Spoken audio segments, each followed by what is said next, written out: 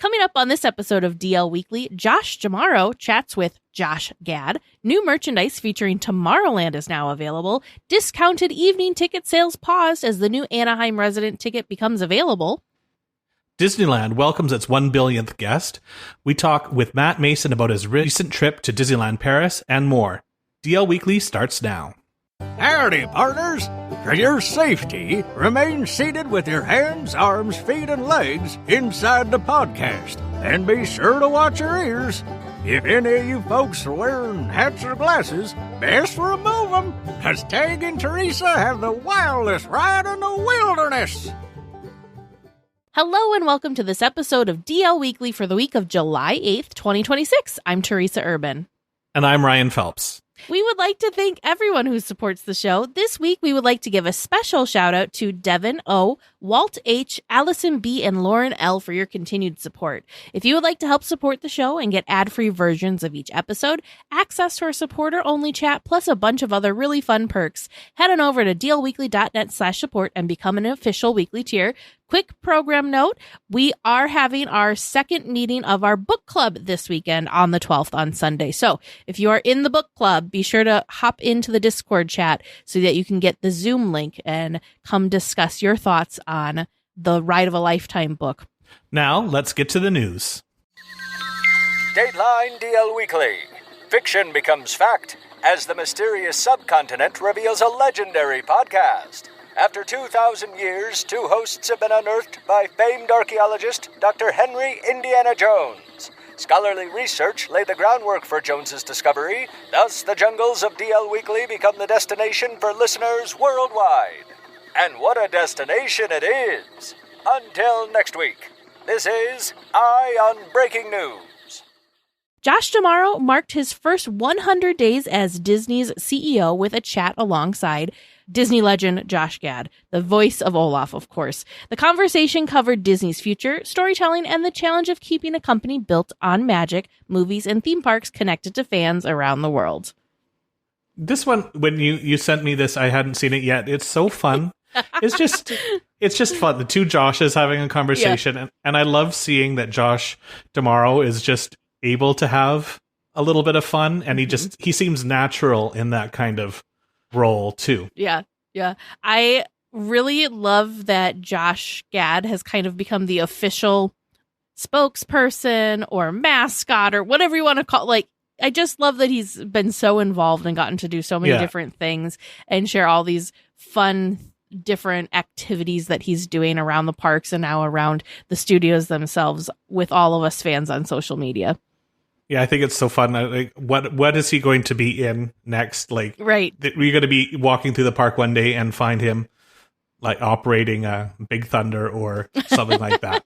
Probably not operating. Maybe helping somebody into a ride vehicle, but maybe not dispatching cars. I'm trying to think. I think of all the different things that he has done in the parks.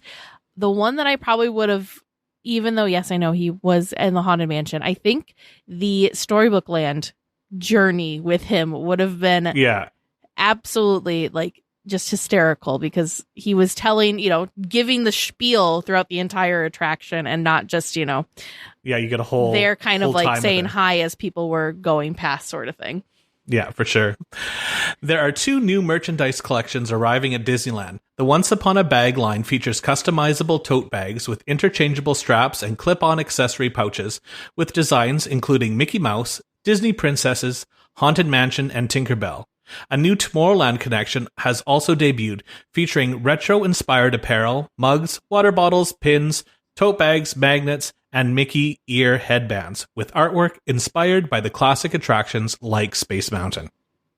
Okay, I want to start with the Tomorrowland merch. I really enjoy the overall designs of these things, because it's just like, it feels very classic, but not super like retro feeling, if like, that's kind of a weird way to explain it, but it just feels very classic Tomorrowland, classic Space Mountain, but not necessarily like the perfect version that we think of Tomorrowland as, like that 1964 kind of like the 60s vibe of like the future, what Tomorrowland was then.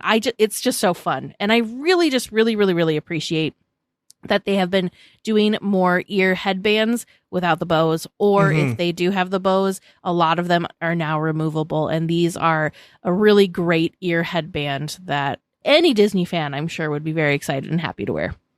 Yeah, I think the look of the merchandise is great. Like you said, it's got that retro feel, and it feels like that Disneyland might be leaning into that aesthetic in Tomorrowland in general with this merchandise, and then the recent updates to Buzz Lightyear Astro Blasters, the outside, with toning down the bright colors and bringing back that white and gray thing. And I think that looks really, really nice. I mean, really, I'm not even Tomorrowland's #1 fan, but I would totally rock both this sweatshirt and this t-shirt. Yeah. They're just such good designs and such good styles. And I think that's what we've been missing for a little while, is some really good looking clothing merch. There's been some misses for me recently, and I think this might be an uptick of some really nice looking stuff again. Well, it just feels more timeless. Like, it doesn't feel like it's a certain, like, it's this season's version of how we're looking at characters or how we're stylizing different things. It feels like a very nice timeless shirt. Like, you could have picked this up, I don't know, 20 years ago or 20 years into the future. It's just classic. Yeah, exactly. On to the bags. This choose a bag or DIY bag, or however, build your own bag, or whatever you want to call it. This is interesting to me.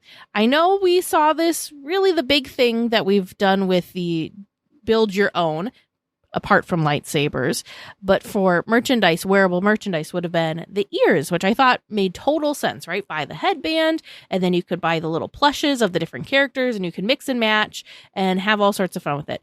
This is kind of a different take on that, I guess, would be the best way for us to describe it. But the first thing you do is you pick a bag, like the core bag, select your strap. You then can pick a wallet and then, add little stylized accoutrements to the bag. I think that for me, it's not the right size bag for what I would use. I think it is small. I think it's got a great look, and I really like this, especially the design with I'm a Mickey Mouse guy through and through, that the Mickey with kind of looking around the corner with his name in big letters. I think that's a really neat look. So if there was more merchandise that had that sign on it, I would be all over this. Yeah, it's interesting. This is not something that gets that I need to be running to the stores for. I'm sure other people will be very excited about it. But the tote itself is $54. But then if you want to add a different strap to it, it's $24. It's an adjustable strap. And then the wallets are an additional $28. So you can kind of build this out to whatever your budget is, I guess would be a good way of saying it. So if you just like the bag, you don't have to get the other accessories to go along with it. Or same thing, if you just really like the wallet, you don't have to buy the bag to get the wallet. So I do like that you can kind of mix and match in that sense, but there's none of these things that are super duper screaming at me. Oh, there's a Haunted Mansion. Then it's a tiny tote. Oh, is it just a tiny tote? Yes, okay, it's not a the tiny full bag. tote. Like, it's a keychain version of a bag or a tote. Yeah. Okay. Well, maybe it would be good for change purse. There you go. Well, speaking of merchandise, Disney is highlighting a new Mickey's of Glendale collection tied to Walt Disney Imagineering for the D23 Ultimate Fan Event. The line includes apparel like jackets and shirts, pins, tote bags, mugs, and collectible accessories, all featuring design themes inspired by Imagineering and Disney park storytelling. So I think they may have seen me coming when they released this, because I want to buy everything in this collection. It's cute. There's a bunch of different collections actually in different stories, but it's all stuff for the expo. The Walt's office stuff in particular, are the ones that I'm really interested in. I think it's one of those things where you might want to have some Disney, but not scream Disney. And I think that they look really neat. There's also one that's got the red and black text like fuzzy across the chest. And I thought that looked really cool. I'm with you. I think this is going to be crazy, crazy, crazy popular at the expo. In fact, I'm a little like, I would like some of these things, but I'm worried and nervous as to how quickly the spots are going to fill up to get into this store and how nutso it's going to be to even have the option to go and purchase these things. But man, they just hit this collection out of the park. They shared a couple of things on social media. They seemed like they had some sort of preview of the merchandise for different creators and stuff to attend, and lots of different videos and photos and such shared from that. And we were talking in the Discord chat that this is dangerous. Like it's so good. It's so good. With you, I really like the collection that's to Walt's office. I really also like the different Imagineering collections. I like the color block styling that they're doing on some of these things. And there's a lot of things that have Sorcerer Mickey, which Sorcerer Mickey is one of, if not my favorite, one of my favorite, like Mickey versions, if you will. So I'm just, I'm so excited. I've already have decided I need to figure out a plan B for packing so that I have like an overflow in case I need extra to get stuff home. Yes. But yeah, so excited. I usually take a duffel bag so that when like a folded up duffel bag that I stick in my my suitcase so that I can put my clothes in that on the return trip if I need something. Perfect. To get some more space.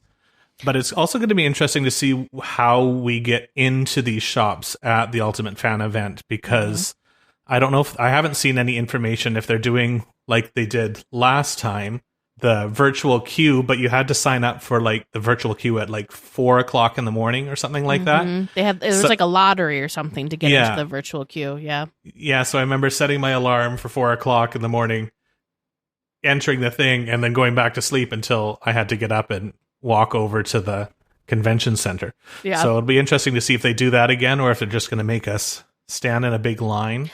I'm sure they'll probably still have some sort of virtual option. It seems like a lot of the different panels and such are trying to get it so people aren't stuck waiting in those lines for hours and hours and hours, because they've learned people will camp for hours and hours and hours if it's something they're really passionate about doing and seeing. And I do like this version of D23 where you don't have, if it's something you want to see, your only option isn't to just line up and hope. That there is the potential of getting one of the reserved seating things in the pre-expo lottery, so that it can help you kind of plan things out. Same thing with the shopping. So maybe we'll see shopping has some sort of pre-reservation system apart from the day of queue. Maybe they'll introduce something like that. I don't know. I also wanted to point out, because I just noticed that there is a whole Duffy and Friends line that they have teased as well, which is very unique because Duffy and his friends are not as popular in the U.S. parks as they are in overseas parks or even at Aulani, but they are definitely gaining popularity. And these sweatshirts and bags, so cute, so stinking cute.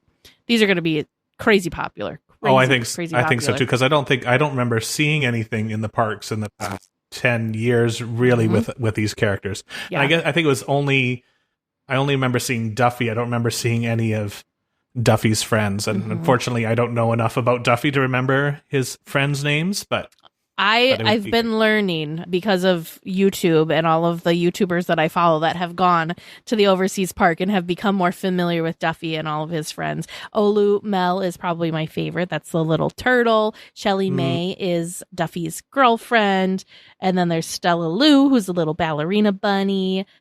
Anyways, Cookie Ann, that's the little like dog that has the chef's hat on, and then Lena Bell is the little fox. Look at that! I didn't do too bad. You did really well. I am impressed. Yeah, they're so stinking cute. But yeah, these I do really like this new style that they've been doing with sweatshirts and t-shirts, where it's almost like an oversized patch that they put of the character, so then you've got a more texture and it's not just screen printed. Yeah, which always starts to fade really quickly and peel. Disneyland's newly announced 59 evening ticket promotion seems to have been so popular that tickets seem to have sold out within days. Disney has said that sales of these tickets may be paused at any time, so they may still become available at a later date. At the same time, the resort has introduced a new Anaheim resident ticket deal, offering discounted one-day visits for only $71 for eligible residents throughout the end of the summer. Both of these items are just awesome and also very wild to me. So first of all, didn't we just report on this $59 evening ticket last week? Maybe the week. It was last week. It was last week. Yeah. So these went like hotcakes. They sold out very fast. There were, as of this recording, I did look, there were still some available for DCA on just like 3 nights. But other than that, all of the Disneyland tickets were sold out. And all of the rest of the DCA tickets were sold out because these are park specific. It's not a park hopper ticket. Yeah. But clearly, this was something that they were trying. There's clearly a wonderful demand for this. And it makes sense because, right, like we were saying last week, you can go in the evening. Maybe you have some sort of conference or something, or perhaps you just want to go after work and your pass is blocked out, or you're in town for some other something. This is a very good way to still be able to experience the parks. You're getting to go into the parks when it's cooler. You have the extended evening so that you have night, like if Disneyland at night is your thing. There's just so many pros to these tickets. I'm curious as far as capacity kind of things go, how that works, because you still have all the day ticket folks and all the Magic Key holders that had reservations for the day, how they kind of figure out how many of these evening tickets they can offer without putting, too much stress, I guess, on the parks. But yeah, so curious. And then this is super cool too, that they have the Anaheim resident ticket deal for a 1-day visit for $71. That's such a good value when typically the lowest priced single day ticket is $104. So that's great. I'm glad that they're doing this to give more people more chances to then be able to access the park at a more affordable price point. Yeah, I think it's great too.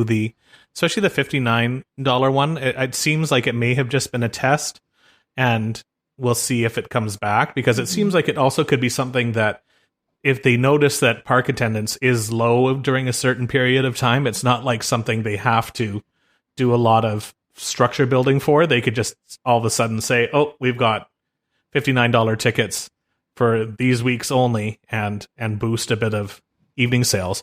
Because it does sound, from what I've seen online and talking to a couple of the locals and people who travel to the park more regularly on the Discord, that this summer has been fairly quiet in general, which is a bit surprising considering summer has become such a busy time. I guess they're all busy times now, but yeah, summer's always assumed to be the busy time, but at some point it started slowly shifting that summer is actually now the quote unquote slow time of the year, which just is so backwards. But great for those people that are traveling to the parks for the summer. And I think what it is this combination of things that people assume it's busy, so they stay away. But then you also have a lot of locals that are vacationing and leaving Southern California. And so they're not spending time at Disneyland. They're enjoying other parts of the country too. So it's kind of a very weird mix. But hey, if it ends up where people can take good advantage of these great deals, awesome. Exactly. Well, an Arizona family got the birthday surprise of a lifetime when 8-year-old Andreas Robles was named the Disneyland Resort's honorary 1 billionth guest. The celebration included Disney characters and a VIP day in the parks. The milestone comes just days before Disneyland's 71st anniversary on July 17th. The last time the population sign was updated was in 2013 when it changed to reflect the 650 millionth guest. This is wild. Like, I can't fathom 1 billion people. That is absolutely mind-blowing. And the fact that because I couldn't remember when the last time it was changed. So that's why I had to go back and look it up. So it's a rather random number to celebrate the 650th million. And now we're on to the 1 billion. But what a special thing for this family, this young guy on his birthday. And I know. You just walk in the park that day already excited to be at Disneyland to celebrate your birthday, and then somebody comes and tells you that you're getting a VIP tour, you get to pull the banner off the new sign, you get interactions with characters. That's so cool. I know. It's so fun. So the 1 billionth guest was honored on July 3rd, if anyone's wondering the exact date of when Disneyland hit 1 billion. I'm sure that's not, he wasn't maybe exactly, but close enough, right? Close enough. So they got a VIP tour. So this little guy on his 8th birthday, how cool that he's already going to Disneyland. He gets selected to be the honorary 1 billionth guest, and then VIP treatment the rest of the day. So they got a VIP tour guide. They got a tour of Walt Disney's private apartment. They got to go, of course, on Soarin' Across America, which had just opened the day prior. And then there was also exclusive experiences and various magical surprises for them throughout the day, too, which is just, I mean, best birthday ever. Like, can never top that. How incredible.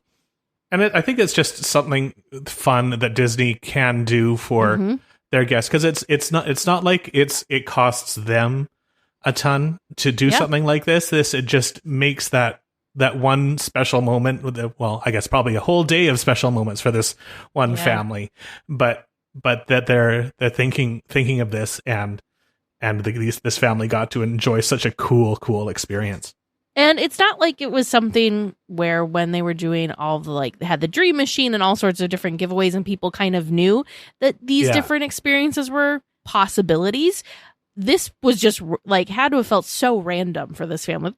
Just doing their own thing, entering Disneyland at the start of the day, just having the time of their life and, you know, feeling all the magic, and then boom. Yeah. Day, like, what's already a magical day just somehow got thrown into like the out of space crazy amazing experience.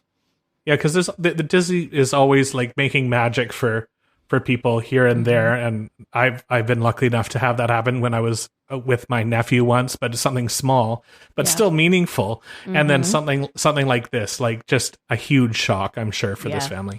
Just awesome, super incredible, makes you happy, and like gives you all the feels for being a Disney fan. Exactly. Insurance isn't one size fits all. That's why drivers have enjoyed Progressive's Name Your Price tool for years now. With the Name Your Price tool, you tell them what you want to pay, and they'll show you options that fit your budget. So whether you're picking out your first policy or just looking for something that works better for you and your family, they make it easy to see your options. Visit Progressive.com. Find a rate that works for you with the Name Your Price tool. Progressive Casualty Insurance Company and Affiliates. Price and coverage match limited by state law. I, up, down, touch the ground. I think of things to chew, like honey and milk and chocolate. With a hefty, happy appetite, I'm a hefty, happy poo. A rumbly in my tumbly means it's time for snacks. Well, this week in SnackChat, this is another one I feel like we had just talked about was coming, but Big Boy Lumpia is now open in downtown Disney. So Ryan, what are people saying? What's the menu look like? Tell us all the deets. This looks so good, and of course my website decided to flip on me as soon as I tried to pull it up. From what I understand, this is a cart, so it doesn't have the full menu that the Big Boy Lumpia restaurants have in their full-size restaurant. But it looks like they have 3 flavors of savory lumpia. They've got a pork and a chicken, which is 12 short pieces of lumpia for $14, and the Impossible plant-based lumpia, which is $17.50 for the 12 short pieces. And I would try all of these. I actually really enjoy the Impossible plant-based meat, even though I'm not a vegetarian. I mind it at all. Vern was so happy when I was telling him about this, and I'm like, oh, and Vern, they have an Impossible one, and he's super, super thrilled. I just love how they have these packaged. They're in almost what looks like a popcorn box, so you can like walk and snack on these. They look like they're 2 to 3 bites in length worth, so don't think of what you can, like the lumpia that you can get in the parks, or like what a traditional lumpia size is. These are more like appetizer sized, I guess would be the best way I can try and explain this, but they're only 2 to 3 bites. So it's something you could get and snack on as you're walking type thing. But the dessert ones, that we'll get to, are a little bit bigger, a little bit longer, but they sound delicious. And honestly, if you're getting 12 pieces for $14 to $17, not horrible price for, again, remember, we're in a theme park environment, so usually these things are going to be more expensive. It doesn't seem like it's all that bad. And plenty of stuff to share with friends and family, too. So we have some sweet lumpia options, which is 6 long pieces. They have an ube Filipino purple yam served with vanilla icing sauce for $13.50, and a peach mango served with caramel sauce, also for $13.50. That's also 6 long pieces. This almost, I don't think they look like they're quite the same length as a churro, but they do look big in the photo that they've got here. The other thing, too, for the 4th of July season is they have an apple pie, a specialty one that's apple pie filled with like a caramel dipping sauce as well. There's different beverages that you can get at this location. There's soda, smart water, and then something called calamansi juice. I'm going to be real honest. I don't know what that is, but I'm intrigued. I'm so intrigued by this. Is a refreshing beverage made from the highly aromatic calamansi, a citrus fruit native to the Philippines that tastes like a cross between a lime and a tangerine. Ooh. That does sound good. Sign me up. Yeah, definitely. Yeah. Okay. This is going to be a stop. Earl of Sandwich, the new location, and now this lumpia cart is going to be 2 places I'm making sure I stop on my next trip when we're there for the D23 Expo, because yum. For sure. Well, you've heard us talk about our great experiences staying at the Howard Johnson in Anaheim. Well, we've partnered with them to offer our listeners some cool discounts. Weekly tiers can get 15% off their stay. To take advantage of this discount, head on over to DLWeekly.net and click on the Howard Johnson logo. Pilots, we've detected some producer questions near Jakku. Report to your DL Weekly vessels and make the jump to hyperspace. The 7-7 Squadron will provide support during your trivia mission. Good luck, and may the Force be with you. Welcome to Trivia Land, where we have the best listeners in the world that send us awesome questions. We've got 4 lined up for you tonight from 4 of our great listeners. How are we feeling? You got some brains full of knowledge? You ready for this, Teresa and Ryan? I think I'm going to try really hard this week to get better than last week, which is just my goal every time. I love it. Ryan has goals. My goal is to survive. Ryan, to survive, have fun, and learn something new. I feel like if nothing else, you've been gaining confidence every week, and that means a lot. I'll go with that. I appreciate that. All right. Well, your first listener submitted question tonight from listener Christian S. What is the oldest continuously recurring Disney character? What do you mean? Like age? Like who was the first one put into an animated feature? Oh. Animated feature. So like okay. That would like Mickey? Would that go all the way back to like the Alice comedies? Oh yeah. What, like for Walt Disney Studios or pre-Walt Disney Studios? Oldest continuously recurring Disney character. Like, I'm not answering the question for you. I think he's not answering on purpose. I'm going to say Mickey. If I answer your question, I'm answering the question. Yeah, I think it's going to be something from the Alice comedies, or any of the characters in the Alice comedies that came through to the... Well, is that Alice the same Alice that goes to Wonderland? I think she was based on it, but it's not the same. Okay. Like Pete or Oswald. Was Oswald in there in the Alice comedies? He was post Alice comedies, but he was pre Mickey. So I'm gonna say if I knew the studio, I would feel better. But yeah. I'm going to say Oswald. Oswald? I don't feel confident about that because he wasn't property of Disney for so long. But I feel like it's a toss-up, though, Ryan. It could be either. It could be Oswald or it could be Mickey. So time will tell. Okay, and you know what will tell us? The Trivia Land answers. I'll stick with Oswald. Okay. All right. So we're saying Mickey and Oswald. Mm-hmm. Alrighty. All right. Your second listener submitted question from listener Andy M. Where in Pirates of the Caribbean can you find Mr. Coot and Billy Howe? What? I love this. I have no idea what that is, but They Mr. are Coot two named and characters. Billy Howe. And they can be found in Pirates of the Caribbean. Their names are Mr. Coot and Billy Howe. I'm going to say in the queue because they have the different pirate portraits and there are names with the pirate portraits. So that's my best educated guess is the queue. I'm going to say in the auction scene. I don't know scene? why, but that's where I'm going to go. Not in the treasure room? Oh, too soon. Too soon. Too soon. All right, so we're saying the queue or the auction scene. Final answers. Mm-hmm. Excellent. Your third listener submitted question from listener Aaron C. What is the name of the Pixar ball?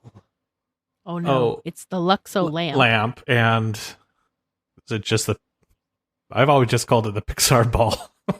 Yeah, me too. I'm just going to say Pixar ball. Yeah, 'Cause, Pixar. Pixar ball. All right.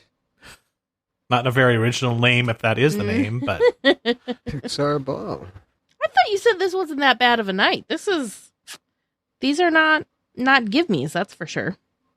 Or maybe that's it. They're so easy that we're second guessing ourselves. Missing the easiness of them. All right. And your fourth and final question tonight from listener Kristen M. There are 3 distinct hats hanging on the wall in one of the office scenes in the downstairs queue of the Jungle Cruise. What types of hats are they? Well, there's got to be a pith helmet. Oh, yeah. Is there... What do you call those hats that have, like, the netting for, like, bugs? Is there a name? Is that a good enough... Like a beekeeper's hat? Sure, like a beekeeper's hat. Sure, like a bug net. Yeah, like a bug net hat. Sure. And then... The Indiana Jones type hat. A fedora? Yeah. A fedora? Okay. I think next time I'm in Disneyland, I'm going to have to go through the queue of Jungle Cruise just so I don't disappoint Vern anytime there is any trivia related to Jungle Cruise. I would hope that you would ride Jungle Cruise at least 5 times. Yeah, sure. I can do that. Okay. I think I'm gonna swap the fedora hat and say there's one of the little skipper caps. Captain hat. What do you call those little? That's a good idea. Hat. Like a captain's cap? Okay. Yeah. So you're taking off the fedora? Yeah, that's what the skippers wear. The skipper hat? Sure. Yeah. Okay. So you're going to take off the fedora and put on a skipper hat? Yeah. I'm going to. Do you want to as well, Ryan, or are you going to keep your fedora? I'll jump in that river cruise boat. Okay. So pith helmet, a bug net hat, and a skipper hat. Walked into a bar. All right. Final answers. Locking them in. Yeah. Putting those hats on your That's heads. as good as it gets. All right. Well, listeners, how do you think they did? How did you do listening at home or in your car or wherever it is that you listen? If you stick around until after the discussion, we can all find out together. Well, for this week, we are delighted to have our friend Matt back on the show. Matt originally was back. We had to look this up. It was 2022, episode 231, and Matt was on to talk about his lovely poetry book about Disneyland, which I'm sure we will talk about here. But tonight, we're talking about your recent trip to Disneyland Paris. So welcome, Matt. Welcome back. Well, it's wonderful to be back. Yes, I was on that episode, and I was also not on an episode, but with you in Marceline on a wonderful gala weekend. That was like such a magical weekend. That was a lot of pinch me moments during that first gala weekend that we had in Marceline. Just amazing. So much fun getting to sit and have dinner with Floyd Norman, who just is receiving another huge honor. Man, it's so fun to follow him on Facebook. Mm-hmm. It's such great Disney animator and just getting all kinds of recognition that he deserves. Yes. We love it. We love to see it. Well, Matt, let's talk about you for a little bit. Let's talk about your Disney story. What got you to kind of be the Disney adult you are today? What kind of was the spark for you that started it all? A big part is the first vacation I remember ever taking was to Southern California with my parents and my family. I was like 4 years old and we went to Disneyland. We went to Universal, but I don't remember that as well. But I have some good early memories of Disneyland from just when I was a tiny kid. Mm-hmm. And then it seems like at different points in my life, I've ended up at Disneyland. And I'm in Nebraska, so most people in Nebraska end up going east, but my whole life I've gone west. I've only been to World once, and that was just like 3 years ago. But I've been to Disneyland a lot more than once. Both as a kid with my parents, and then when I was college, I was going to college about 5 hours north of there. Nice. And then with some friends after, and then after my mom passed away, we got an unexpected inheritance and, used most of it responsibly, but also me and my wife and my daughters all went to Disneyland. That's awesome. Wonderful. Yeah. It's a great way to remember my mom, I feel, since he was part of that. I mean, a huge part of that first trip. That's special. Really was. It really was. And it's one of those things I was thinking about, we'll talk about Paris plenty, but there's something about, I think, that park that really, or maybe it's for other people, it's something else. But for me, it's Disneyland as a place that really kind of nests in my soul in a certain way. And other places like, Disney World was cool and Disneyland Paris is wonderful. But there's something deeper, I think, at least for me, in that one special park with all those old memories. Mm-hmm. I think that's a good segue into our next question is, on your first day going into Disneyland, is there a traditional way that you like to go in? Are you going off towards Adventureland or through the castle to Fantasyland, off to Tomorrowland? What's your first stop on your first day there? When I get there, I don't have I sort of have a preferred tunnel. I like going through the right one, but I'll go through either. But my priority ride, if I'm there first thing in the morning, is I'm heading straight for Space Mountain. If I'm there in the middle of the day, I'll probably go to the castle and across to Fantasyland. Mm-hmm. So you're like a strategic park goer, not necessarily where the heartstrings are pulling you. Because I got to ride Space Mountain. Yeah. And it's best if you're riding it at, 8 a.m. Mm-hmm. So the line is significantly shorter. That is true. That is true. Yeah. Random. This was this last trip that we went on. First time I had not ridden Space Mountain during a trip. It was grad nights while we were there, and all of the e-tickets were crazy. So it was a very different trip. But the thing that was nice is because all of those big thrill rides were pulling all the grad students, everything else was very enjoyable and little to no wait. So yeah, I did it like you just said that, and it made me remember that, wait, I didn't get to ride Space Mountain last trip. Well, and that Paris trip, Space Mountain was down in Paris. So. Oh no. Oh no. Yeah. That was the first thing I was headed towards, and I'm looking at the app going, huh. No. So. Well, now you just got to go back. Exactly. So speaking of attractions, what is your favorite? Even though this is, of course, a Disneyland themed podcast, you can pick any attraction from any of the Disney parks from around the world.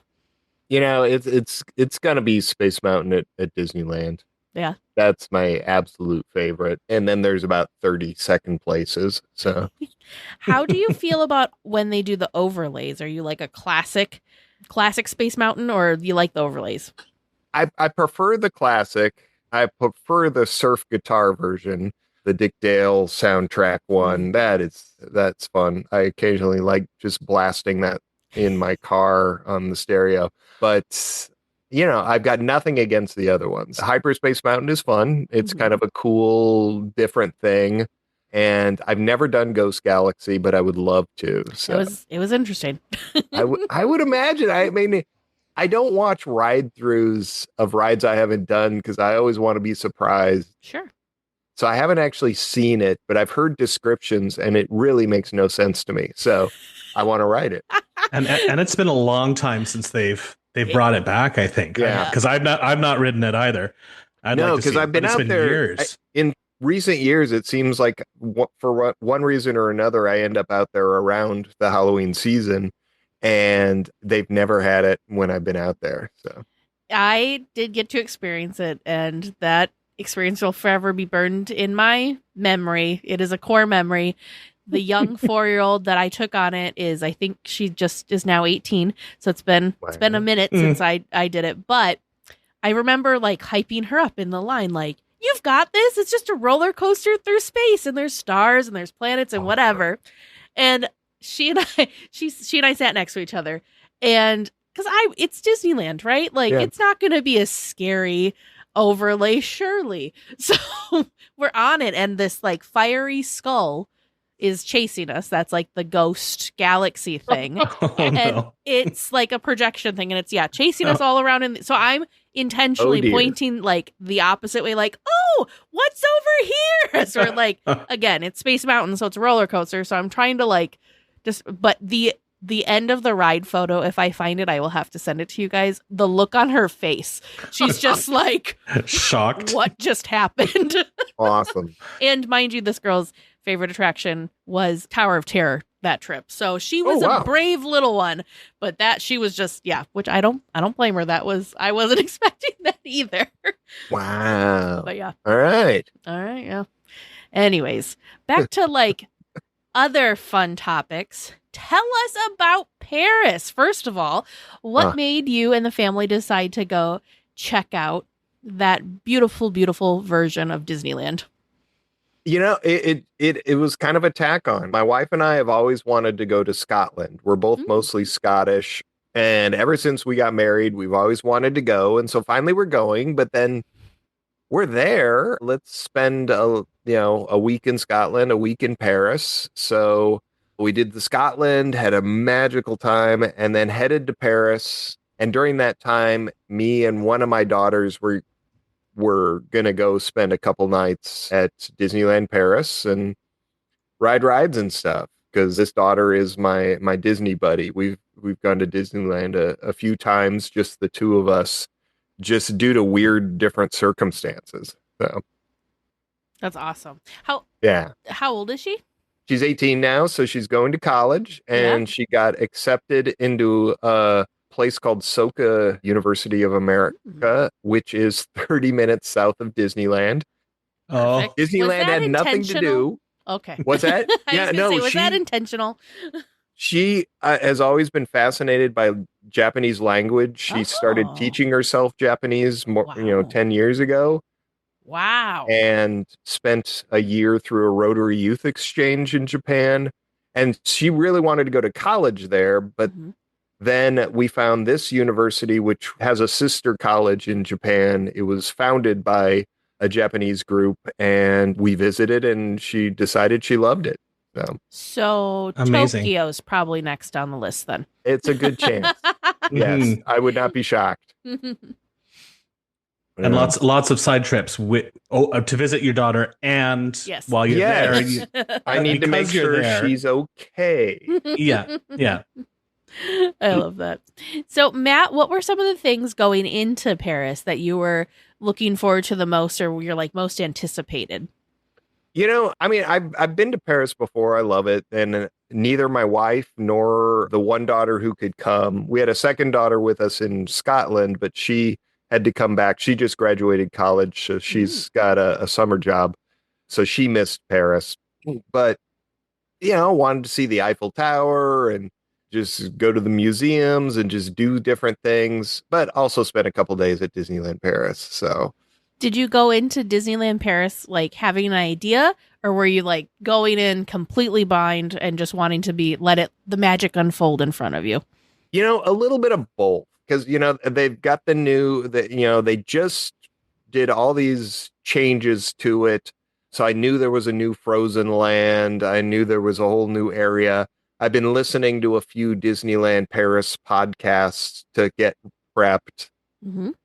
So I knew a little, but I didn't want to know too much.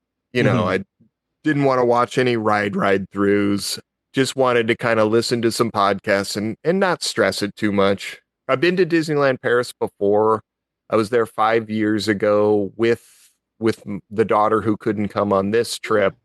And we had, a great time, but it's fun. It's so weird to walk through Disneyland Paris because it's like, it's very much like in a dream when you're walking through a dream and there are things that are totally normal and then things that are just in the wrong place or, just geographically wrong, but you just accept it. And that's what Disneyland Paris feels like to me. It's like, oh, here's the Skull Rock that was in Disneyland the first time I was there in the 70s. It's back.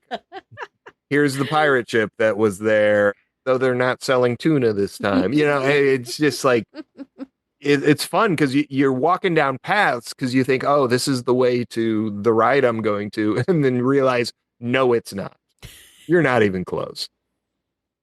And they have a lot of this similar rides. Like I always find it interesting going on to a different park and you're on Pirates or Haunted Mansion and finding the differences. So was there anything that really stuck out to you as being better or different or across the same attraction between the two parks? Not too much. I think I was a little disappointed. I rode their Pinocchio and I had to wait like 25 minutes for it. And it's the exact same ride, I think, as in Anaheim, where I usually wait 5 minutes. So what can you do? But I never rode Peter Pan because no matter where you are, Peter Pan is 45 minutes to an hour. And I've heard that Paris's is basically the same ride. Could be wrong, but that was fine. I do love Paris's Space Mountain. Even it's kind of permanently Hyperspace Mountain, but it's a different format, with a fast launch to it and a loop and all. And it's got a weird mix up of the Space Mountain and the Hyperspace Mountain and the Jules Verne aesthetic because they had the both and now they're mixing it. Yeah, from the outside, it looks completely Jules Verne, but inside, I guess it's Hyperspace Mountain. So it's kind of a weird cross, but yeah. One that comes to mind to me specifically is their version of the Haunted Mansion, which is Phantom Manor, and then the California or the U.S. Parks version of Haunted Mansion. So do you want to kind of talk about like? Oh, I loved it. Those? I love it. I rode that a few times. Yeah, their Phantom Manor is a spookier Haunted Mansion. It doesn't have as many of the jokes, and when it does get to the jokes, they're a little creepier than in Anaheim. Yeah. So, I mean, there's this phantom who, it's not a bride who kills people. I think it's this phantom who's torturing this bride by killing her husbands or something like that. Sure. Who knows? But you go through, at first, it's kind of standard Haunted Mansion-y. And then suddenly you're in a frontier town and there are people like tipping their heads to you. And there's a nice little scene with a bunch of cards floating in the air for a card game that's happening with invisible gamblers and just all kinds of spooky stuff. And then at the end, you don't get the 3 hitchhiking ghosts. You just get the bride smacked in the middle of your doom buggy. Oh, so she's following you home. Yeah. But they don't say that exactly, I don't think. Or maybe they do in French. Who knows? But yeah, I love it because it's so different, but it's still, I think it still hits the same way that Haunted Mansion does in a lot of ways. So it's a fun one. For listeners wondering why the Old West town, the Haunted Mansion, so the Phantom Manor in Disneyland Paris actually lives in their like western town, so like their frontier land versus ours living in New Orleans Square or at Walt Disney World. I guess it's off of like what is that? Like the America kind of right off the rivers of America. Yeah, I don't remember what that. I'm not. Yeah, that was weird. Not a Walt Disney World podcast. I don't remember what that area is called right now. But yeah, but then I think the ride that really I loved that there's different versions of is Big Thunder. Big Thunder in Mhm. Paris is just so good. So if you were to rank it, does it outweigh or does it beat Disneyland's version? Yes. Oh yeah. No I think it's hesitation. longer. It's got some faster bits. I think the goat in Anaheim is a little bit better, but you know, the goat in Paris is fine. It's eating a bunch of underwear or something like that.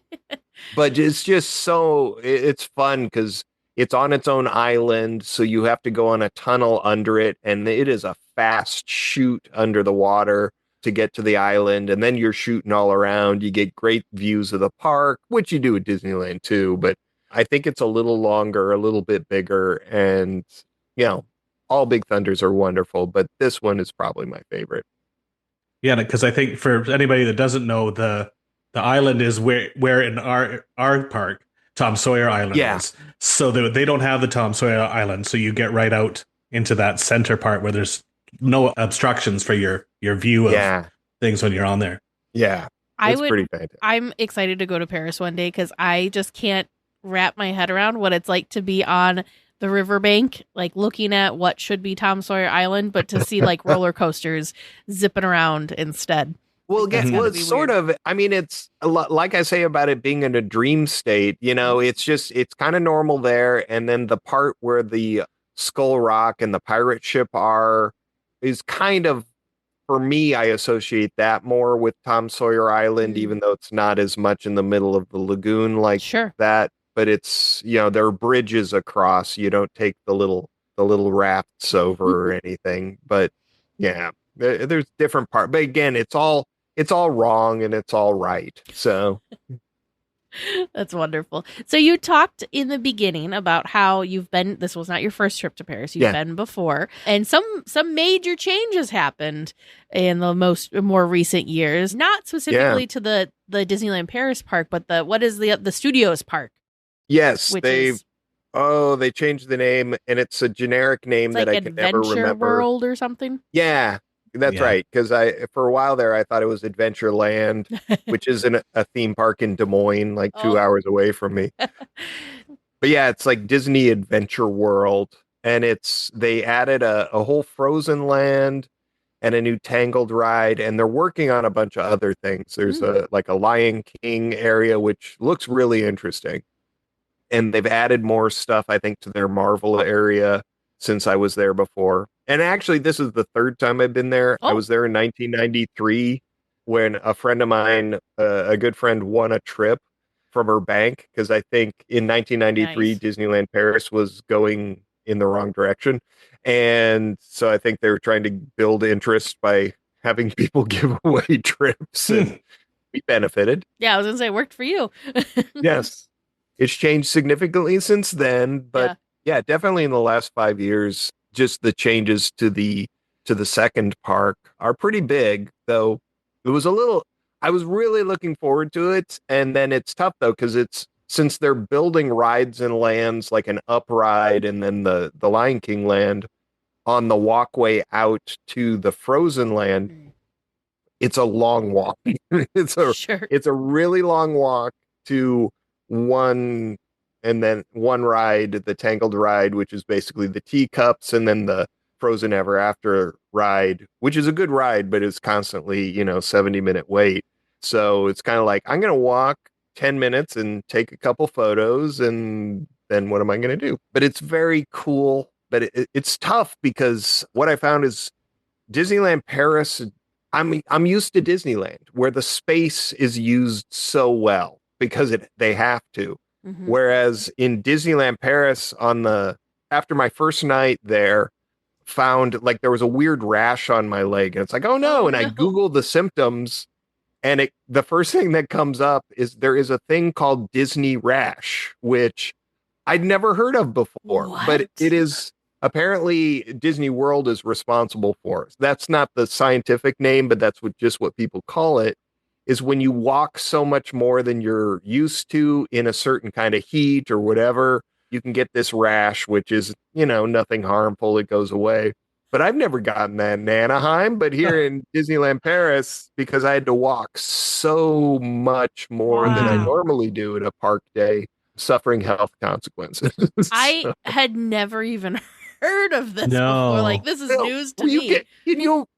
I can't even express how shocked I was when I put in my symptoms into the Google, and the first thing that comes up is something called Disney rash. Disney And rash. it's Yeah. like, You're like, this has to be a joke. yeah, I know. It's like, okay, AI, you're messing with me, but no, it was WebMD, and there are others backing it up. So, Wow. man, So I just had to pull up a map of the Disney Adventure World Park because I have, as we kind of said before, I've not been to the Paris parks yet. So I don't have a good idea of what the layout is. So of course my brain associates, oh, well, if Disneyland Paris is similar to the Magic Kingdom, aka the original Disneyland, and then like the Magic Kingdom at Walt Disney World, like there's kind of a footprint or a blueprint for that. So I'm like, well, maybe that's the No, Adventure World is not like California Adventure. No. No. It is much, much different. But I see what you're saying with this long walk that you would it's a lot of walking. done. So there's a lot of walking. to kind of, yeah, there's good stuff. it'll walking. make sense when it's filled out. I think so. But also, in Disneyland Paris, there are some bits. I think it's very spread out. Like there's a long walk to their Indiana Jones roller coaster, and there's nothing else there. It's like you take this long walk to the roller coaster. Whereas if that were Disneyland, there'd be 2 other rides along that walk. We are very spoiled with the original park for sure. That really hit me this trip. So. Yeah, this looks like it'll be cool, but it looks like what they did is the park, the original. What was it called? It was the Hollywood Studios. Yeah, Hollywood Studios. Yeah, Studios Park or something like that. It that is the front of what is the new park, and all of the new expansion pads the back. Wait. So, and it apparently they started with Frozen, which is the furthest back corner that you could be. So think if you somehow had to get to Galaxy's Edge, but there was no Frontierland and no Fantasyland, you just kind of had to go the hub and back. It's kind of like that. It is gorgeous. Yeah. But it's a long ways. And isn't there going to be this giant lagoon here? I think they've shared that there's going to be a show, maybe similar to a World of Color type thing. There is. It's the show with the drones, except the weather didn't allow the drones while I was there. Oh, so the show's going now, though. Yes. But you just couldn't see the drones. It's a decent show, but I think seeing the drone-free version is darn it. Yeah. Not quite the same. Yeah. But I can't blame them for the weather. Okay, so they've got a Worlds of Pixar that I'm seeing here. Yes. And there's some sort of Cars ride. Can you talk about I've heard about this. Can you talk about this Cars thing? Because it's quite unique. Yes. I didn't ride it this time. Sure. But I rode it 5 years ago. It's what Cars Road Trip. And it's so bad. I really thought when they were doing all this renovation that they would have done something on top of this, because it's a huge footprint in the park. And it's a slow tram ride with a couple things to look at, including the biggest one though is, I think it was refurbed from something else or reskinned from something else. Supposed to be this spectacular movie scene of a huge fire and then a water tower collapsing and just washing the flames away. And it's a huge thing, except in this version, the fire is engulfing a truck who is a living thing because it's a Cars truck. That's true. And it's just this truck on fire going, oh my gosh, I'm on fire. And meanwhile, I'm watching this going, this is horrifying. Yeah. It's this living thing. Oh, you're going to be scarred for life. I didn't think about that, man, until you pointed that out. Yeah, because it was a reskin from, it was a clone of the backlot tour from Walt Disney World. Yeah, from MGM Studios. So they had the special effects show, and then they've put right. the cars theme into it. I do love the nod, but I understand how it could be a little jarring, since you're right, these vehicles I want to feel for these Cars characters, and that was just too much for me. So we'll go to happier places, Frozen Land again. So we've got the attraction back there, which is Frozen Ever After. Is it the same that you can do in I believe Disney so. World? Okay. I did ride the Disney World one when I was there a few years ago, and I think it's similar. It's a little better. The faces of the characters aren't projected faces. Mm-hmm. The animatronics are really good. So yeah, it was. I really enjoyed it. What else is there to do back there besides? There's like a restaurant, a shop. About halfway to that ride, there's the Tangled Teacup-ish ride. And otherwise, I mean, there's a lot of beautiful stuff. Like, it is gorgeous with the castle and the mountain, the snowy mountain. It's really gorgeous, but it's just a shame there's not more to do. Sure. But, That's what I was going to ask, because people had said before, and I noticed when I was there 3 years ago, it really was like a half day kind of park. Do you think that this expansion so far makes it into a full day park yet, or is it still? Yeah, I think it's loosely a full day park. So, I mean, they've got the original Tower of Terror, which my daughter loved because she loved the Anaheim version and was really mad when they refurbed it to Guardians of the Galaxy. So she loved that. And that's there. And then, they've got the Marvel area. So yeah, it's definitely, and then, Crush's Coaster, and they got a lot of good stuff there. The whole Ratatouille area. There's a lot of really good stuff there in that park. And it's nice too, because it's very similar to California in that, the walk from Disneyland to their second park is similar to the walk from Disneyland Anaheim to DCA. So it's nice to have those parks that you can just pop back and forth to. Huge difference. Makes having a park hopper actually worthwhile. Oh God, yeah. I'm just looking at this, and it feels like a mashup. This new adventure park feels like a mashup between Hollywood Studios in Walt Disney World and our Disney's California Adventure is what this kind of feels like, because it's not like the hub and spoke where, even Animal Kingdom has like a hub and spoke type pattern with the Tree of Life and such. This doesn't have that. You have to be specific as to where it is you're going. It's not probably as easy to get from here to there and back again. You kind of have to have your path, but it looks like it's got a lot of potential though. Yeah, I think so. It'd be interesting to revisit it when they've got all the things they're working on up and running. Because I mean, it is good. It is an improvement now, but it's a lot of walking and a lot of unfinished areas. But yeah, I think they're moving in some great directions. I'm still just like looking at the map, scrolling through the map. Yeah, I am, because I'm like, look at there's like some cute little I don't know, photo drop thing. It looks like it's pretty intense for a photo drop, but it's up by like where Crush's Coaster is. You randomly have like Aladdin's magic carpets tucked up in the front there too. It looks like it's a little bit of a hodgepodge, but looks like they're trying to. It is, get which some... is yeah.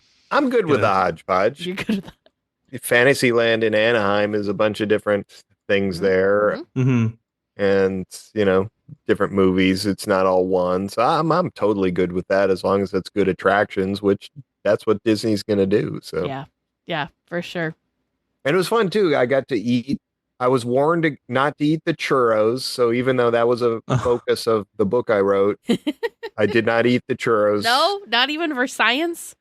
No, I thought it'd be too depressing. But I was there on America's National Donut Day, so I did get a donut on Main Street and ate it in celebration of that. But I'd heard a lot about Waltz, which is kind of a slightly upscale meal experience. And my daughter and I had dinner there the first night, and it was fantastic. I loved it. Is it? It's what? It's on Main Street, but it's on the second level, correct? Yeah.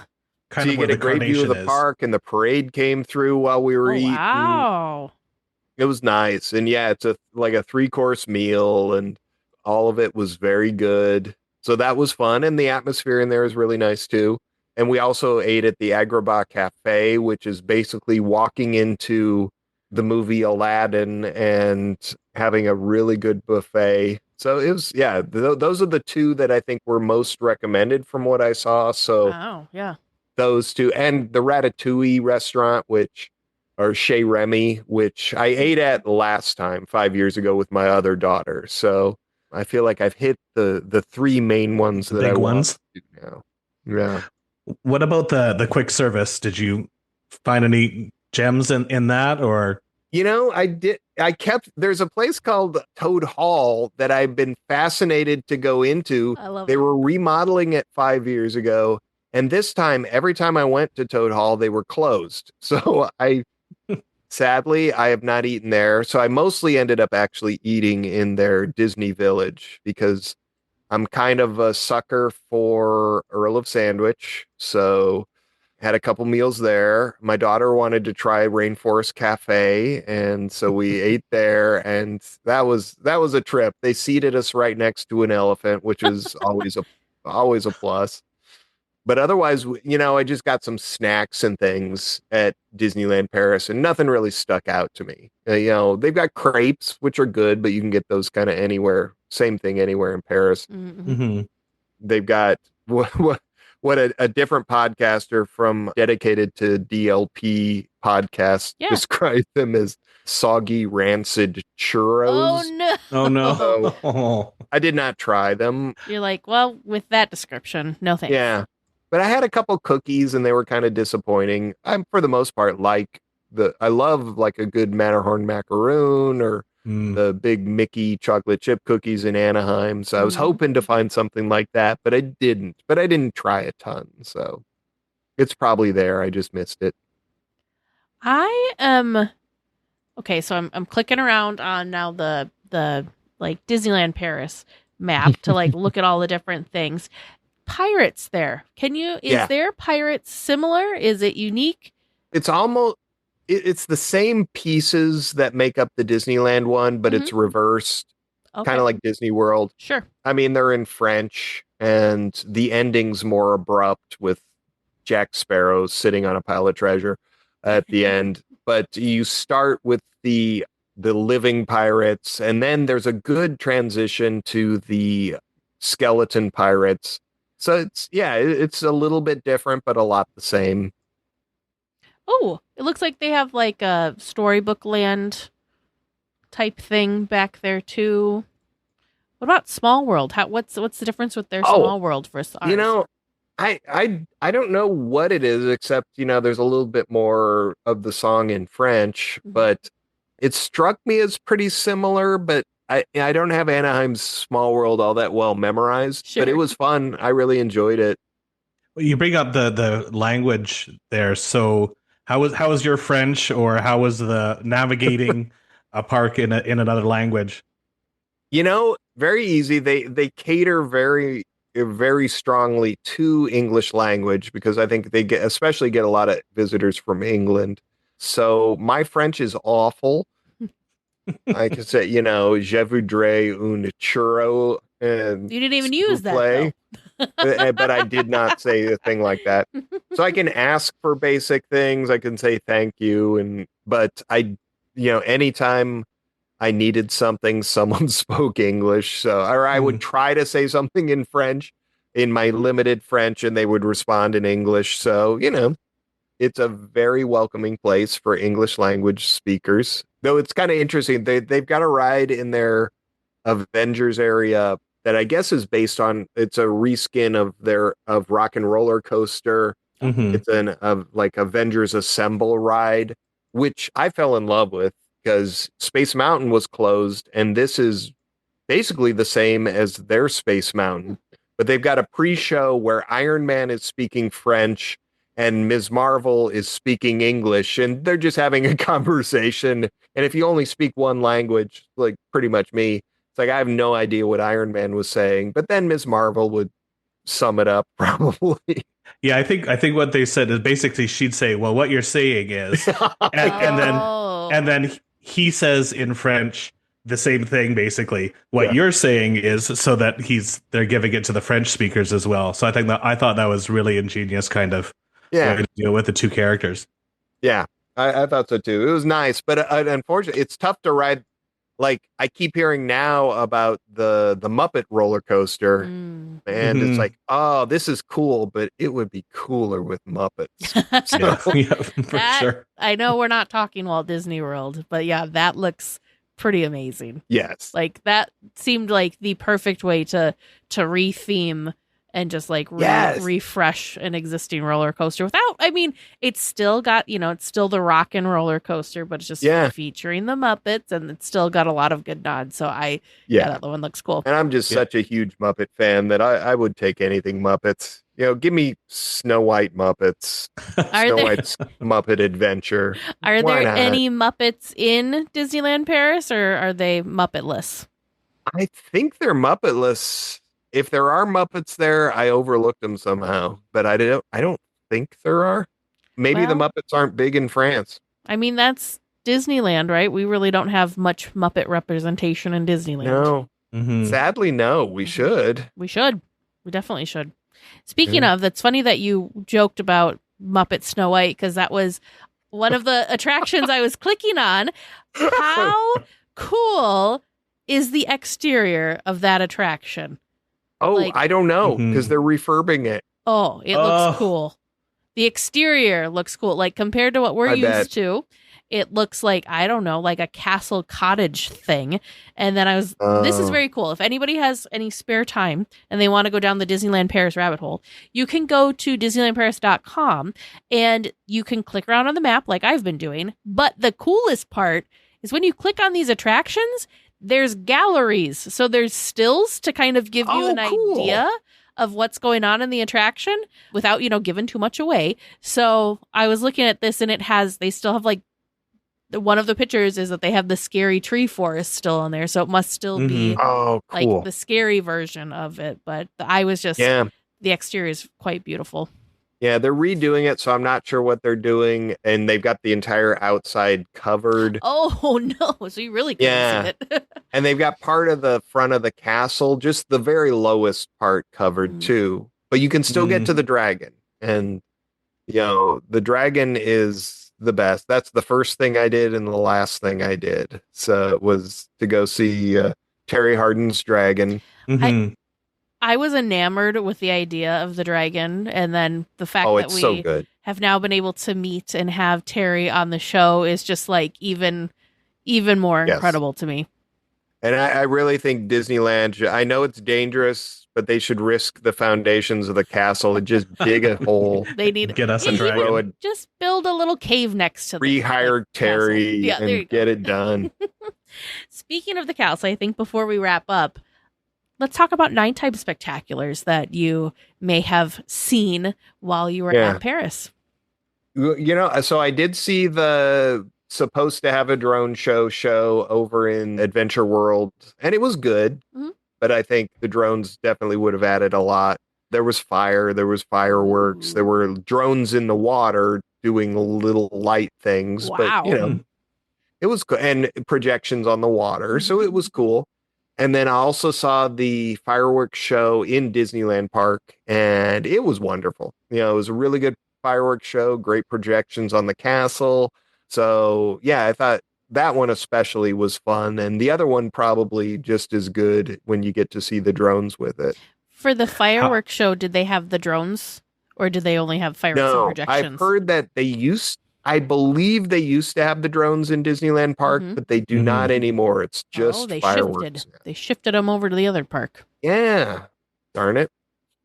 So I didn't see a single drone in the sky my whole time there because the weather was bad. It's like, it's funny because, I think we were rained on pretty much every day, pretty strongly 2 of the 3 days.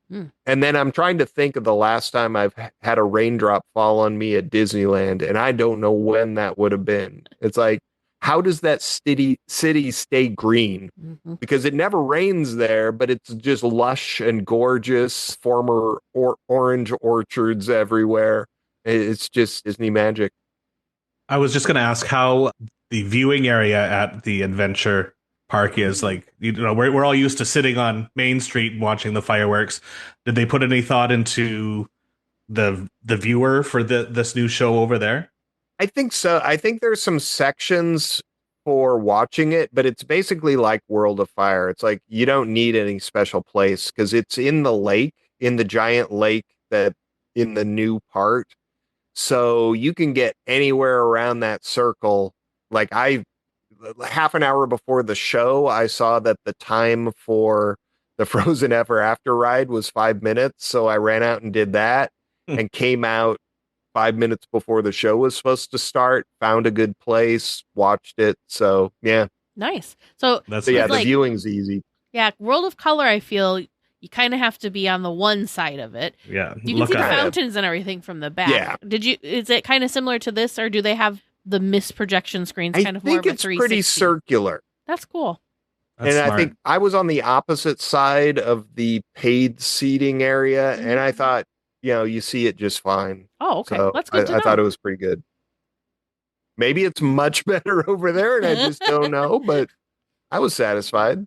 When you could put some forethought, like the World of Color is kind of stuck into a location. I'm assuming they planned for this so that they can think about seeing things from 360 degrees. Yeah, I think so. Well, and I mean, I'd have to look it up, but World of Color, like, you have to have something to then have something better, right? So without World of Color, we wouldn't have been able to have this new, this new version of. That's true. A very plussed up thing. It sounds like if we have drones in the water, drones in the sky, fireworks, projections, lights, all that. That sounds incredible. Yeah. Yeah. I bet. And I thought it was good, but I bet it is amazing with the full drone effect. Yeah. And no high winds. Do you remember what the show's called, Matt? Cascade of Lights. Ooh. Is the one in that park. And then in Disneyland, the fireworks show itself is called Disney Tales of Magic. Very cool. Very cool. Yeah. So I feel like we probably already know the answer since you've gone to this park 3 times now. But for a fellow Disneyland lover, what is your recommendation? Is this a gotta go experience it, or stick with what you know and love at Disneyland? I think either. You could stick with what you love, but if you want something just a little bit different but still pretty familiar, it's fun. Phantom Manor and Big Thunder Mountain alone are probably worth going just for something similar but different and fun. And yeah, if you can do it, and then go see Paris. But you don't have to spend a ton of time here. I think we were there, we had tickets for 3 days. We probably spent a day and a half total there, just short bit the first day and the last day, and then a long day the middle. And I felt pretty satisfied with that. That's good, because like you said, there's a ton of other things to do outside of. I know we are very Disney focused people, but there's a ton of other things to also. There's other do. things you can do. Yeah. There's other things you can see. That's great to hear that you can. Still fun. Yeah, that you can just dedicate 2 to 3 days and still have a wonderful, wonderful experience and experience in a foreign Disney park, but also be able to experience everything else the area has to offer too. Exactly. Yeah. So one last thing, Matt, before we wrap up, we will leave Disneyland Paris behind. Can you please tell us, we've kind of talked about it a couple of times, what is this book that you are referring to? And what does it have to do with churros? Well, the book, which I was interviewed in 2022 because I just had a book release called At the Corner of Fantasy and Maine, Disneyland Midlife and Churros, which is a book of poems about growing older, but I wrote it because I basically turned 49 and woke up one day just thinking about Disneyland. And I liked Disneyland before then, but I wasn't, I would say, as obsessive about it. But it hit like a midlife crisis episode on a bad TV sitcom. Suddenly I'm watching on YouTube the park opening with Waltz, that special. I'm reading books and reading articles. And finally my wife is like, what are you writing? And it's like, I'm not writing. This is just some dumb thing. And she's like, you're a writer. You're doing research, right? So I started writing. And at first it was just, I wrote a poem about Space Mountain. I wrote a poem about, different rides. Fitting that the first one was space. Yeah. But then as the more I wrote, the more it started to piece together why this was happening. And, I'm getting older, but also this is, a few years after my mom passed away. And I really associate my parents with that first trip to Disneyland. Yeah. And there's so many different threads of my life that intersect with a time at Disneyland. And so that's what I think my brain was trying to tell me by the weird obsession. And so I started writing poems, and it ended up, what I thought was kind of a throwaway project ended up, I think, a really significant project. And I love the book. Mm-hmm. And it's from the Old Mill Press, which does great books. They don't do as much poetry. They're mostly like historical and coffee table books, and they're gorgeous. And oh my God, they did such a good job with my book. The I'm artwork so happy. on the cover is just beautiful. Yes. You were talking about how God. Disneyland Paris felt like George a dream. Scribner. That's what the artwork looks like. It looks like a dream of like a Disney park. It is. Well, because the press got that print on the cover is a George Scribner painting. He's a Disney artist. He directed Oliver and Company, and he let me use that for the cover, and it is so good. Nice. And there's also some good photographs in the book. But yeah, they make great 4th of July presents. I don't know. What's the next holiday? Disneyland 71st anniversary. 71st. But you can get them from the Old Mill Press. You can order it from your local independent bookstore, get it from that Amazon place too. Yeah. But I'm so proud. And it's funny too, because that book is basically 95% poems about Disneyland. The only poem that's about a different park is there's one poem about my first trip to Euro Disney, as it was called at the time. Fitting. I like how, look at that. You just like bookended that so nice. The whole thing. Woo! Well, before we wrap up, there's one final question we want to ask is, if you could work at Disneyland, what job would you do? Anything you want, sky's the limit. You could make a job up. You could be the poet laureate of Disneyland. I don't know. What are you thinking? Yeah, that's it. I mean, if I could get a Disney job, it would be the poet laureate of Disneyland. That would be a dream. So if anybody there is listening and you need a poet, because come on, it'd be so much fun to do something in regard to writing more poems about Disney.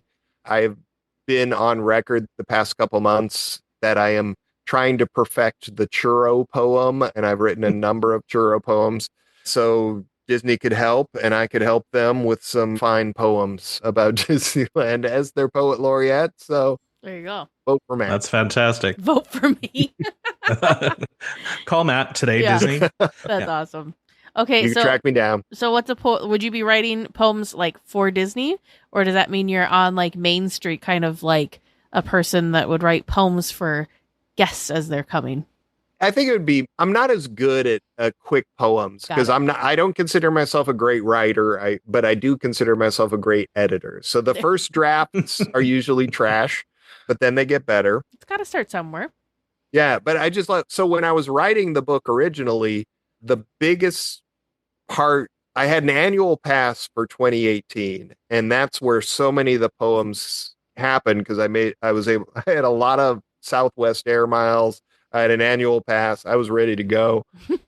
Just all fell together. But there was one trip where I basically had a writer's residency in Disneyland where I stayed at a nearby hotel, and for almost 2 weeks would just come sit. There was a table outside of Jolly Holiday up on the top level that I loved. And I would get there at 8 a.m. and people watch and write and edit and then take a break by going to get a churro and riding Space Mountain. It is the way to live. Matt was rope dropping a table at Jolly Holiday. Some people rope drop Space Mountain. Some people rope drop Indiana Jones. Matt was rope dropping a table at the Jolly Holiday. Heck yeah. That's it. I was working on a book. I love it. Well, I Matt, love how it worked. Thank you so much for coming back on and sharing some of your insights and thoughts and stories from Disneyland Paris. That was fascinating. Thanks. Well, no, it was great to be back. Great to see you, Teresa. Great to meet you, Ryan. Great to meet you too, Matt. Thank you. Yeah. If you enjoy listening to the show, please consider rating and reviewing the show on your podcast app. It helps other Disney fans become weekly tiers and part of the community. It's okay. I'll be the only weekly tier without an answer. Make sure you send your questions to Producer James or Producer Vern at trivia@DLWeekly.net. Welcome back to Trivia Land, where we're going to find out the answers to tonight's questions, and we're going to see how Teresa, Ryan, and you, our favorite listeners, did. Teresa and Ryan, how are you feeling? I'm looking forward to learning tonight. Yeah. Yep. Not very high confidence level here. Yep. This one, as I was proofing these, I thought, oh, wow, these are, I feel like these are going to be some, nope, these weren't famous last words. Yep. It's always the ones that I think you're going to have no clue are the ones that you're like, oh, it's this. And I'm like, wow, how did you possibly know that? And it's the ones that I feel really confident that you're going to know. I'm like, okay, you didn't know that. Yeah. So, all right, this was one of those nights where I'm like, wow, okay, sorry. So we'll dive right into it. Your first question from listener Christian S. What is the oldest continuously recurring Disney character? Teresa said Mickey, and Ryan said Oswald. Well, Mickey Mouse was created in 1928. Mm-hmm. Oswald the Lucky Rabbit in 1927. Mm-hmm. But Pete, also known as Peg Leg Pete, I said Pete came too. about for the Alice comedies and you even in had it 1925. right. Oh, I should have. Dang. I said got the Alice comedies. I said Pete and just kept right going on to Oswald. Ryan, you haven't learned to watch me because I can't help but nod when I hear the right answer. Oh, I didn't Gotta know watch the that. screen. What, you haven't picked up on that yet? No, 'cause I try to not look at you because the screen's there. So I try and just stick to my own my side of the desk over here. And Trivia Land was kind of like back behind us a little bit. Sure, so. it used to be. Now that I'm right next to you, though. Now Trivia Land's up close and personal. Yep. Right there. So your second question from listener Andy M. Where in the Pirates of the Caribbean can you find Mr. Coot and Billy Howe? I just love those names so much. Teresa said, in the queue, where you see all of the portraits with the names. And Ryan said, in the auction. The correct answer that I was looking for was Mr. Coot and Billy Howe are in the arsenal scene. They are the pirates that are shooting at each other from across on the cannons. They were created by Imagineer Mark Davis and named by Xavier Atencio in the 1965 script draft. They are a part of the original 1967 crew of The Wicked Wench. Okay. Never knew they had names. Nope, that was completely news to me coming into this one. Your third listener submitted question from listener Aaron C. What is the name of the Pixar ball? Both of you saying Pixar ball. Very, very on the nose. creative. Yeah. The answer that I was looking for was Luxo Ball. However, as I went to the site that was given to me as the source from the listener, I did find that from that site, Pixar themselves also accept Pixar Ball. Okay. Saved. There we go. We're saved. Directly from PixarFandom.com, it does say Pixar Ball, also known as Luxo Ball. So I'm giving you credit for that one. Okay, we'll take that. Well, yeah, Yep. we'll take all the credit we can get. Yep. And your fourth and final question tonight from listener Kristen M. There are 3 distinct hats hanging on the wall in one of the office scenes in the downstairs queue of the Jungle Cruise, close to the dock. What types of hats are they? You said a pith helmet, a bug net hat, and a skipper hat. The correct answer that I am looking for is a pith helmet, Okay. a fedora, Dang it. Oh no. and a conquistador helmet. Oh.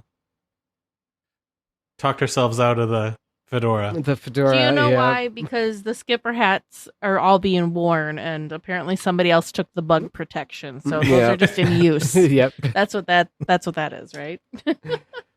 That's what happened. Is Yeah. that in that scene that has like? There's also a bicycle. It's like underneath the stairs. I think so. Okay. Off the top of my head. That's Yeah. kind of what I was picturing where those were hanging. Mm-hmm. Obviously, not the correct hats that are hanging there, but that was where I was picturing. But you Yeah. pictured it. Yeah, but I pictured it. Well, listeners, how do you think Teresa and Ryan did? How did you do listening at home or in your car, on your way to work or on your way to school?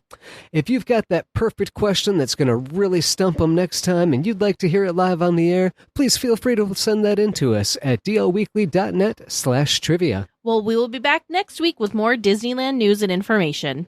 Until then, go out and enjoy the parks. And a special thank you to Sidel for editing the podcast, Andy Mack for all of the wonderful character transitions, and to James D. and Aaron C. for supporting at the Club 33 level. I am the podcast that flaps in the night. I am the magic spoiler you couldn't unhear. I am DLWeekly. As an entrepreneur and dream driver, I know how much heart goes into building a brand. That's why I love seeing small businesses have the opportunity to reach more people. Walmart helps customers discover products from thousands of small brands, each with a founder story built on passion, perseverance, innovation, and purpose. Learn more at walmart.com.